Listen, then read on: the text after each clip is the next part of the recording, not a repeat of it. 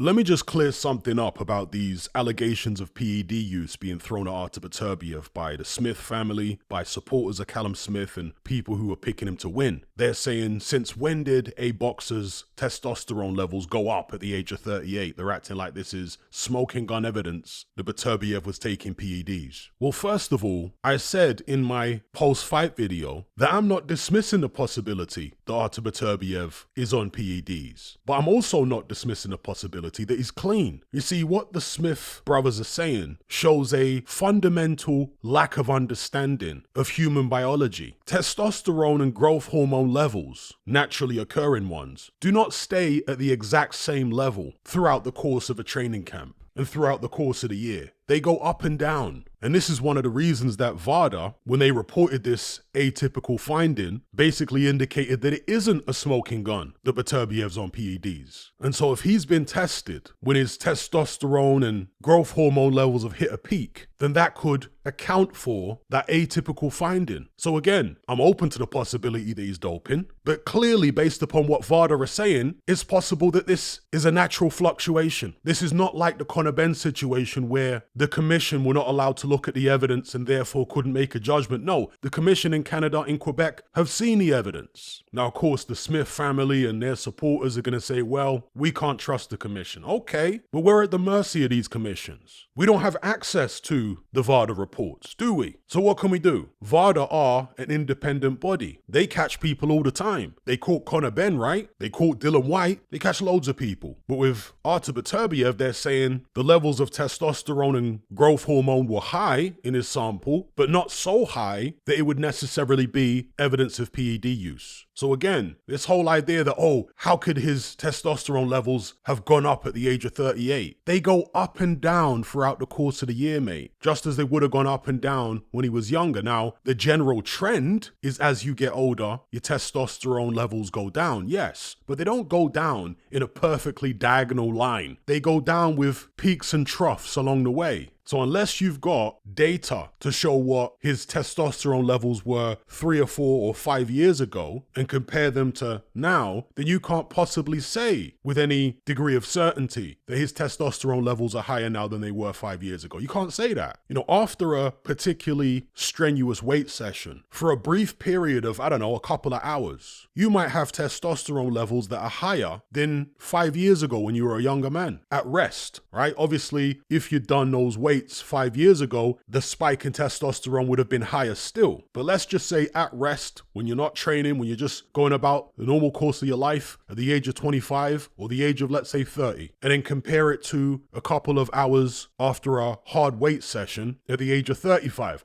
Oh, they test you then and you've got higher testosterone levels than 5 years earlier when they tested you not in training. Does that mean you're using PEDs? No. Okay, so understand the context. This is something the Smith brothers are obviously not doing. They've got no interest in understanding the context. The biggest issue for Callum Smith, in my view, was never PEDs being used by Artur Beterbiev or anything like that. The biggest issue was the fact that his style doesn't match up well against Beterbiev's style. Callum Smith likes to lay on the ropes and let people wail away. How did you expect that to end against Artur Beterbiev? People said, oh, well, he didn't look good against Anthony Yarde. Anthony Yarde is a lot faster than Callum Smith. He was moving around the ring a lot early in that fight. Callum Smith, on the other hand, was trapped on the ropes within seconds of the opening bell.